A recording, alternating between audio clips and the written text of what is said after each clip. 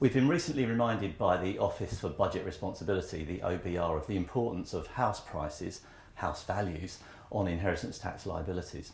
They are going to and are significantly increasing the amount of inheritance tax payable.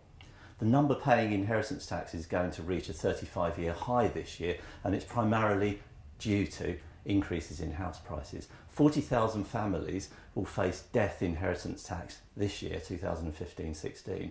That's scheduled to go up to 45,000 from next year, driven by house price increases. In 2009-2010, just 2.6% of deaths gave rise to inheritance tax.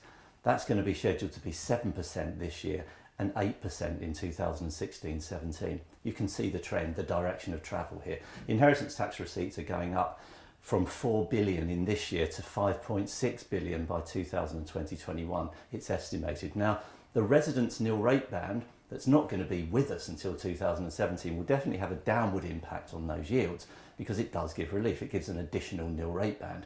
But bear in mind here that this will impact in that year, but then gradually house prices will start to take over. And also remember, the Residence Nil Rate Band is not as easy to get as one might expect. More people will be excluded from it than you might expect. You look at the detail of the legislation and you'll see the complexity in it that will exclude some people from getting the full relief or getting any relief. Now all that leads us to a conclusion that one should have this discussion around inheritance tax. It is numerically important, clearly, because the yields are going up, but it's also emotionally important for those who are older. They think more about it, it's a more important tax. So planning is going to be really important for those people, and planning with the main residence, which is the driver for these increased yields, is very difficult. The Revenue have done a great job preventing you effectively planning during lifetime to reduce an inheritance tax liability that is driven by the value of your property. The gift of reservation rules, the pre-owned assets tax rules are very, very effective in preventing the planning that people would like to carry out. Planning where you can give something away but carry on as if your life hadn't changed. In relation to a property, that means carrying on living in it, paying no rent, and just everything stays the same, but the inheritance tax bill is reduced. That can't largely be done.